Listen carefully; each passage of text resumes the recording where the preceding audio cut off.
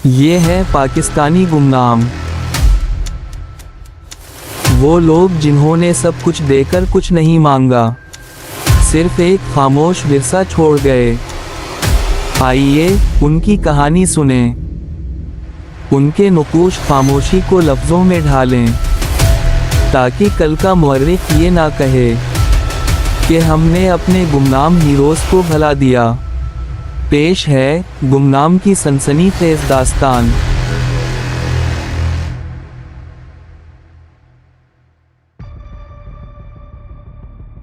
Inaya makeup के बाद किसी उधेड़ उम्र अफ्रीकी खातून का रूप धारे हुए थी। इसके पासपोर्ट पर भी हमारा नाम दर्ज था। जलीली इसे लेकर एयरपोर्ट तक आया और फिर उसे एक सियाह फाम शख्स के सुपरत करते हुए वेटिंग रूम में मौजूद रहा। जाओ इनाया, अल्लाह करे तुम अपना सफ़र कामयाबी से तय करो और तुम पर वो अपना करम रखे। मेरी दुआएं तुम्हारे साथ हैं, जलीली ने मुस्कुरा कर कहा तो वो भी मुस्कुरा दी। यकीनन अल्फा वन एक लकी इंसान है जिसे तुम जैसी दोस्त मिली है। खलीली ने इनाया को देखते हुए कहा तो वो हंस दी। मैं भी यहाँ का छोटा सा रूम हमेशा याद रखूंगी, इनाया मुस्कुराते हुए बोली और सियाह फाम शख्स के साथ डिपार्चर की जानिब बढ़ गई। इसे अंदाज़ा तो था कि ऐसे मौक़ों पर सिक्योरिटी किस तरह सख्त होती है, लेकिन फिर भी वो मुहतात थी।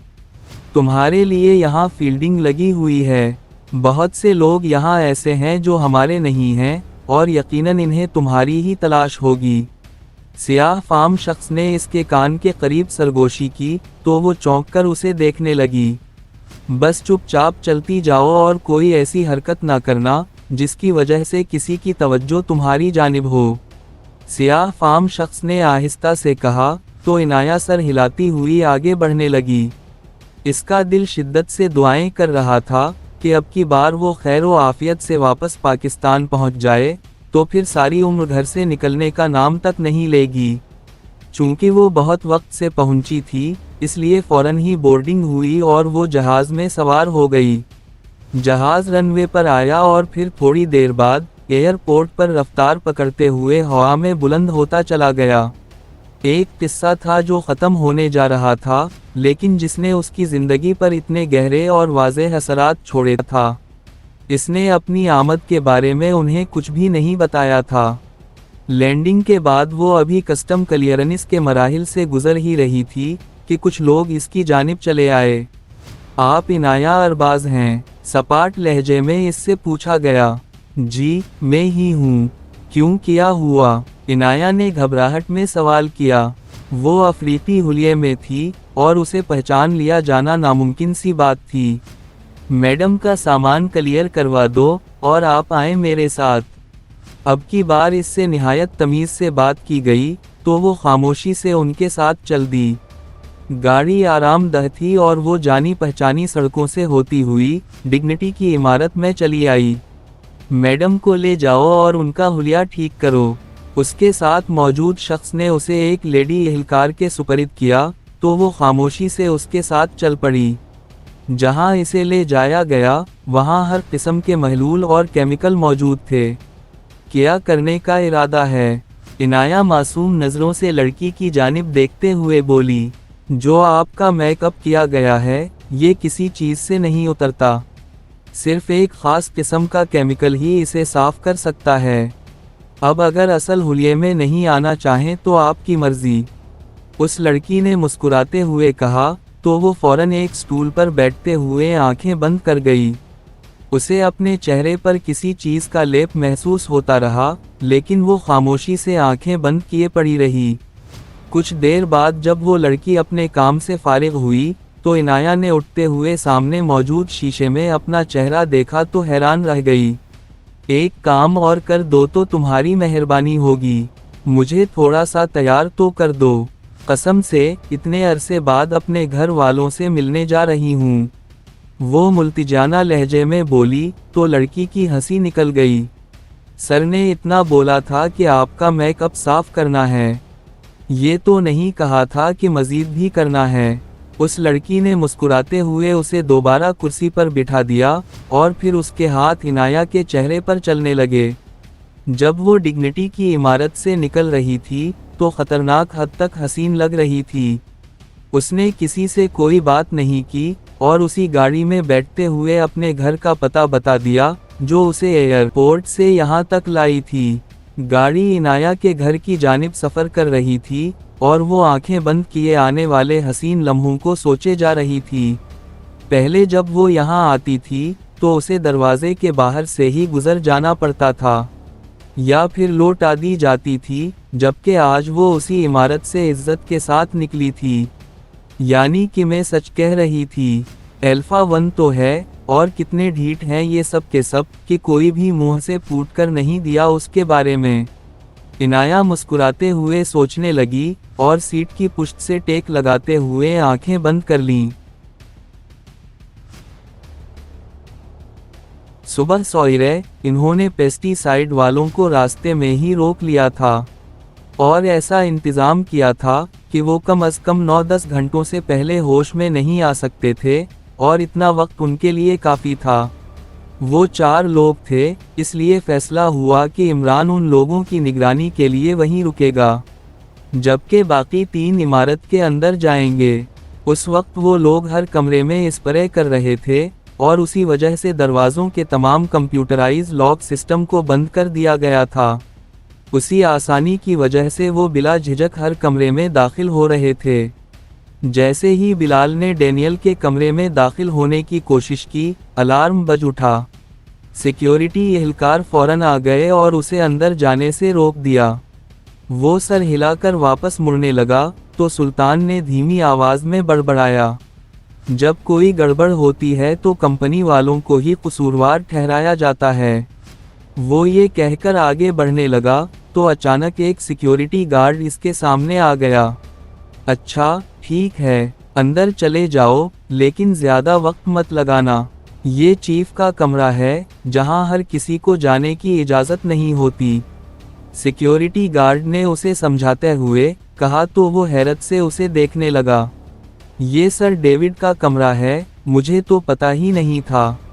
सुल्तान ने सर झुकाते हुए कहा तो सिक्योरिटी वाला उसे हैरत से देखने लगा। तुम सर डेविड को कैसे जानते हो? सिक्योरिटी वाले के लिए वो झूठ बोल रहा था, क्योंकि इन्होंने मुझे 2 मरतबा चाय भी पिलाई है। वो बहुत ही अच्छे इंसान हैं, सुल्तान ने एहसान मंदी से कहा तो सिक्योरिटी वाले ने आगे बढ़कर इसके लिए दरवाज़ा खोला। वो आजकल बीमार हैं, उनकी जगह अब दूसरे चीफ हैं, डैनियल सर। ये इन्हीं का कमरा है। सिक्योरिटी वाले ने गोया उन पर एहसान किया हो। सुल्तान मुस्कुराते हुए बगैर कोई जवाब दिए कमरे के अंदर चला गया। इस बार सिक्योरिटी वाला भी उनके साथ ही था। उसने अपने चेहरे पर मास्क चढ़ा लिया था और वो खामोशी से सुपरे करने लगे। बीच बीच में वो सिक्योरिटी गार्ड से बात कर लिया करता था, लेकिन ज़्यादातर अपने काम में ही मसरूफ़ रहा। अचानक ही बिलाल की स्प्रे वाली नोज़ल मेज़ पर रखे पेपर वेट से टकराई और वो नीचे गिर गया। सिक्योरिटी वाला आगे बढ़ा, लेकिन उसने हाथ के इशारे से उसे रोका।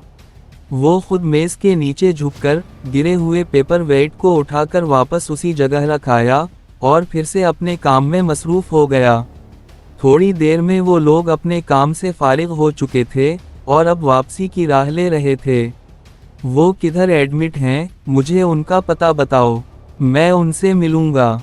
सुल्तान ने जाते जाते गार्ड से पूछा तो वो सर हिलाकर रह गया। वो शैबा मेडिकल कॉम्प्लेक्स में हैं, खुदा उन्हें अपनी अमान में रखे।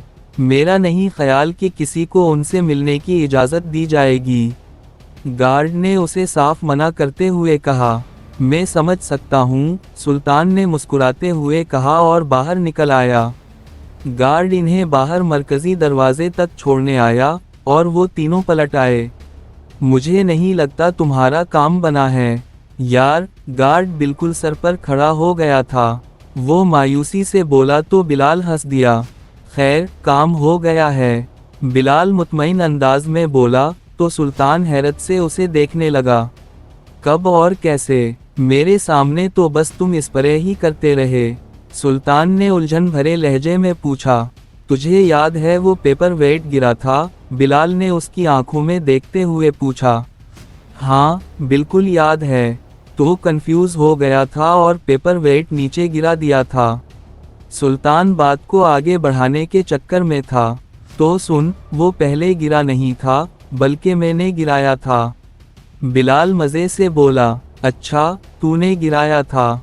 अब सुल्तान थोड़ा चीढ़ने लगा था। जितनी देर मैंने इसे उठाकर मेज़ पर रखा, बाबूलाल उनके सिस्टम में दाखिल हो चुका था। बिलाल ने उसकी अक्ल पर मातम करते हुए कहा, तो सुल्तान हैरानी से उसे देखने लगा। मतलब, ना कोई टाइपिंग, ना कोई कमांड, और वायरस दाखिल भी कर दिया।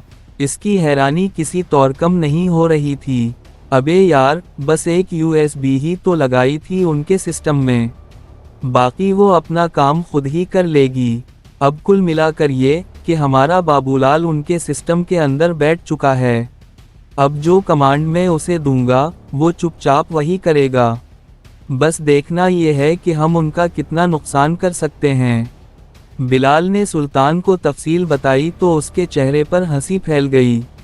वाह यार, क्या कमाल का काम किया है। कसम से, मेरा भी दिल करता है कि मैं हैकर बन जाऊं और पूरी दुनिया को अपनी मुट्ठी में कर लूं। वो हसरत भरे लहजे में बोला। वो तो अभी भी तूने की हुई है। उन लोगों को पागल किया हुआ है, जिनका काम ही दूसरों के जज्बात से खेलना है। बिलाल तंजिया अंदाज में बोला, तो सुल्तान की अपनी भी हंसी निकल गई। अच्छा, एक बात बता, कोई बिग है तेरे पास जिससे हम किसी की आवाज़ सुन सकें? अचानक कुछ याद आ जाने पर सुल्तान ने बिलाल से दरियाफ्त किया। मेरे पास मौजूद है। तैमूर, जो जाने कब से खामोश बैठा दोनों की गुफ्तगू सुन रहा था, बीच में बोल उठा। हम लोग अभी शैबा मेडिकल कॉम्प्लेक्स जा रहे हैं। मेरे दिमाग में एक प्लान है। ज़रा देखूं तो जो मैं सोच रहा हूं वो ठीक है या नहीं। सुल्तान एक ठंडी सांस भरते हुए बोला और गाड़ी की रफ्तार बढ़ाते हुए इसका रुख अस्पताल की जानिब कर दिया। रास्ते में इमरान को उठाते और अपनी गाड़ी वापस लेते हुए इन लोगों ने अपने हुलिये में थोड़ी बहुत तब्दीली की और अब अस्पताल की जानिब बढ़ रहे थे। देखने में वो यहूदी मजहबी टाइप बंदे लग रहे थे, सर पर हेट, हाथ में छोटी सी किताब और काले कोट। जैसे ही गाड़ी मेडिकल कॉम्प्लेक्स की पार्किंग में रुकी, वो दरवाज़ा खोलते हुए बाहर निकल आया। एक भरपूर सांस खींचकर खुद को तैयार किया और इन तीनों की जानिब देखते हुए तेज़ी से आगे बढ़ गया। इसके पीछे बाकी तीन भी फौरन इसके साथ कदम से कदम मिलाने लगे। गाड़ी ने इनाया को उसके घर के सामने उतारा। ड्राइवर सामान निकालकर गेट के सामने रखने लगा, जो कि काफ़ी ज़्यादा था।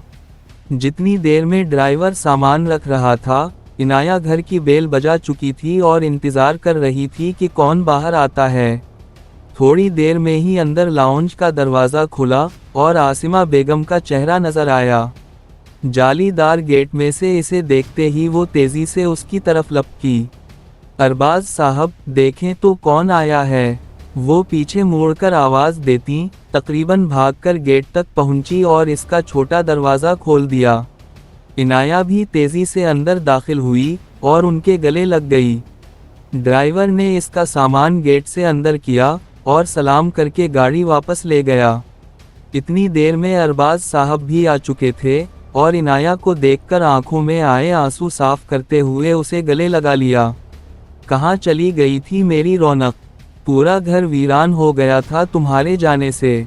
सारा दिन हम मियाँ बीवी एक दूसरे की शक्ल ही देखते रहते थे। अब तुम आ गई हो ना। अब मैं तुम्हें इतनी जल्दी वापस जाने नहीं दूंगा। जवाद किधर है? नज़र नहीं आ रहा। क्या तुम अकेली आई हो? इन्होंने उसे साथ लगाए हुए ही कई एक सवाल कर डाले। इनाया ने आराम से खुद को उनसे अलहदा किया और गुलाबी आंखों से उनकी तरफ देखा। वो इसकी आंखें देखकर ही सारी बात समझ गए और उसी लिए दोबारा से अपने साथ लगाते हुए अंदर ले आए। वो सोफे पर बैठते हुए हिचकियां लेने लगी। क्या हुआ बची? ऐसे ना करो वरना मेरा दिल फट जाएगा। अरबाज साहब उसे बगौर देखते हुए दुख भरे लहजे में बोले। अभी जाने दें अरबाज साहब, बची इतनी दूर से आई है, कुछ सांस तो लेने दें। आसिमा बेगम ने बीच में आते हुए मामले को किसी और वक्त के लिए टालना चाहा। मुझे बस ये बता दो कि तुम्हारे साथ वहाँ कोई ज्यादती तो नहीं हुई। अरबाज साहब इनाया का चेहरा देखते हुए गुस्से से बोले, तो उसने सर उठाकर उनकी तरफ देखा। आसिमा बेगम की बात सुनते हुए वो खामोशी से उठी और अपने कमरे की जानिब बढ़ गई। इनाया का कमरा बिल्कुल वैसे का वैसा ही था और कोई चीज़ भी अपनी जगह से छेड़ी नहीं गई थी। एक मुस्कुराहट इनाया के चेहरे पर दौड़ गई और वो वॉशरूम की जानिब बढ़ गई। रात का खाना बहुत खामोशी से खाया गया और फिर आसिमा बेगम काफ़ी के कप ट्रे में सजाकर इनाया के कमरे में चली आई। अरबाज साहब भी उनके हमराह ही थे। अब बताओ, क्या मसला हुआ है तुम्हारे साथ? मुझे एक पल चैन का नहीं मिल रहा इनाया। अरबाज साहब इनाया को दुख भरे अंदाज में देखते हुए बोले। उनके लहजे से आया था कि वो बहुत बेचैनी से इसके बोलने के मुंतज़िर हैं। अब कोई फ़ायदा नहीं बाबा, I am free now. Inaya एक सर्द आह भरते हुए बोली, तो अरबाज साहब हैरत भरे अंदाज में उसकी तरफ देखने लगे। मैंने सोचा भी नहीं था इनाया कि वो लड़का इतना कम ज़र्फ निकलेगा। मैं शहबाज को इस मामले पर छोड़ने वाला नहीं हूँ। अरबाज साहब मुट्ठी जकड़ते हुए बोले, तो इनाया की हंसी निकल गई। ओ बाबा जी, निकल आए इस शहबाज और जवाद के चक्कर से। आपको तो पता ही नहीं कि पिछले 1 महीने में मेरे साथ क्या बीत चुका है। इनाया बोली तो अरबाज साहब उसे उलझन से देखने लगे। मैं एक बात जानना चाहता हूँ इनाया, मुझे सुनना है कि मेरी बेटी किन हालात का शिकार होकर वापस आई है। अरबाज साहब अपनी जगह से उठते हुए इसके साथ आ बैठे और इसका सर अपने शाने पर टिका लिया। आई नहीं हूँ बाबा जी, लाई गई हूँ। अल्लाह भला करे उस बंदे का जिसने मेरा साथ कहीं नहीं छोड़ा। इनाया ठंडी सांस खारिज करते हुए बोली, तो वो एक झटके से सीधे हुए और इसकी आंखों में झांका। ये कहानी आपको कैसे लगी? अच्छी लगी तो वीडियो को लाइक और चैनल को सब्सक्राइब करें और बेल आइकन भी दबा दें ताकि नई वीडियोस आप तक फौरन पहुंचें। मिलते हैं अगली वीडियो में, तब तक के लिए हमें दें इजाज़त। अल्लाह हाफिज़।